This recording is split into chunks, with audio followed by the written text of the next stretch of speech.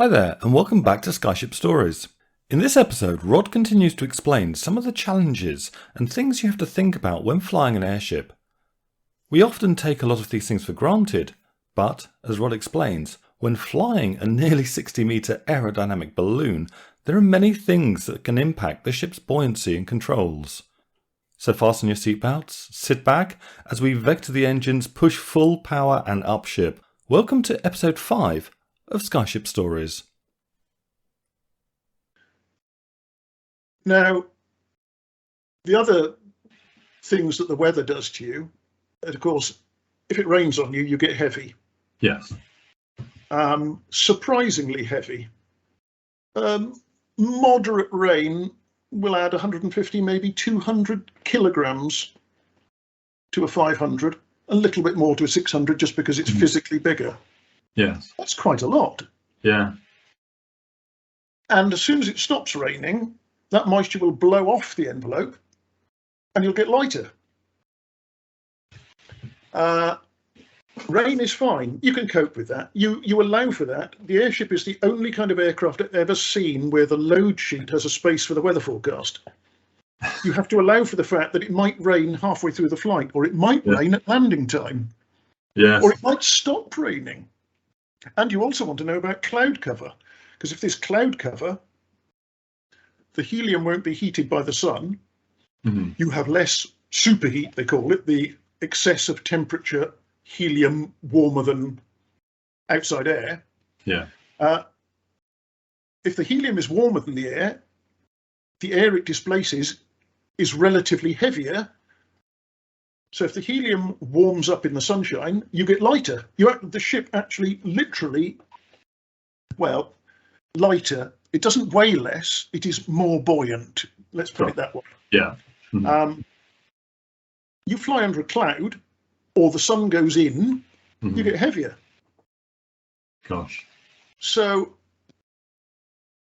and that effect, as I say, 1 degree was worth about 16 kilograms of lift in a 500, about 20 kilograms of lift in a 600. 1 degree of superheat. It doesn't matter what the air temperature is, it matters what the difference is between the helium and the air. And most of the time the helium is warmer, just because the air is only heated because the ground below it is heated. Whereas the airship itself is hit by the sun and warmed up. So generally speaking, the helium will be a little bit warmer than the air. Fly fast, the cooling effect of the air reduces that, you get a bit heavier. Slow down, you get a bit lighter. There are so many factors to take into account. Absolutely. Something we take for granted in flight. And because it isn't the temperature that matters, it's the difference in temperature. There's a very interesting phenomenon when you encounter a temperature inversion. Generally speaking, the higher your altitude, the lower the temperature. Yeah. It cools, the atmosphere cools at roughly 2 degrees every 1,000 feet in the lower part of the atmosphere, the part that we're interested in. But in some weather conditions, you can get a layer of cold air over the ground and the air above is warmer. You've seen the Met Man's charts with warm fronts, masses of warm air. You get a mass of warm air that blows over cold land. Yeah. And you'll get a layer of cold on the ground and warmer above. If you fly from warm air into cold air, you magically have more superheat and you get lighter. So you won't be able to get down. And vice versa. If you fly from this layer of cold air and you reach the layer of warm air, you may not be able to get up through it. Gosh. And I have literally bounced along underneath an inversion, 30 degrees nose up, full power, can't climb. Golly. Until the helium adopts the same temperature as the air around, which happens very quickly because the helium actually conducts heat extremely well, better than copper. It really does conduct heat well. So for a couple of minutes, you sit there like a fool, nose in the air, full power on, can't climb. And then half an hour later, you go back to land, and exactly the opposite happens. You're now in the warm air, the helium is nice and warm, You encounter the cold air. The helium is much warmer than that cold air, and you can't get down. So even more embarrassing than not climbing, you're 30 degrees nose down with full down elevator and full power, bouncing along, unable to get down to the landing field until the helium reaches the same temperature as the air. When you're standing on the ground looking at these things flying past gracefully, it has this sort of, it's almost swan-like. It looks, absolutely, wonderful, it's graceful, but you've got no idea what the poor guy in the front is having to manage and do at all the time. It really is very, it became instinctive. It became instinctive. And the load sheet looks horribly complicated, but it's actually very good. I mean, it literally has temperature of the air, temperature of the helium, therefore the superheat is, convert that to kilograms, 16 per degree or 20 for 600. Okay, now you know the weight. What will the superheat be on landing? I'm coming back. Yeah.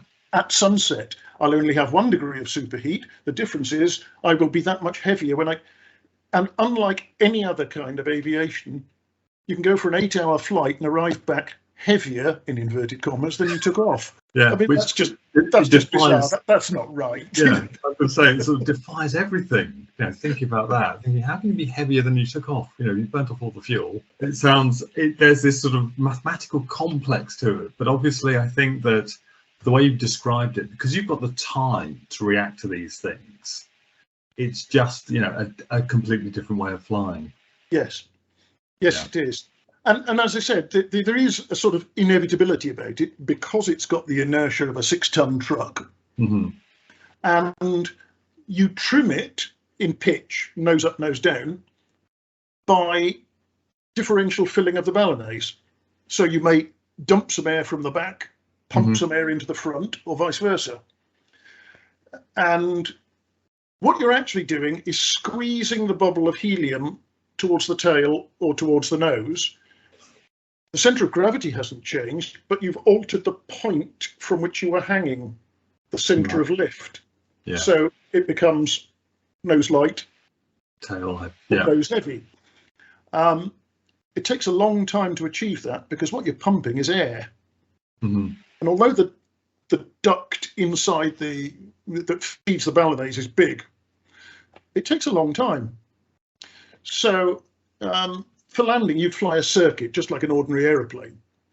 And you'd have to start trimming for landing when you were flying downwind with the field half a mile on your left before you turned round onto your final approach. And I mean, the joke used to be, if you realised you'd started too late and you weren't going to be in trim by the landing, you'd casually say to the co-pilot, "Would you like to do this one?"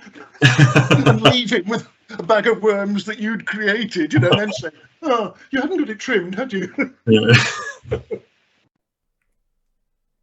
Thanks to Rod for letting us into the world of some of the challenges of airship flight, which often make it look easier than it really is.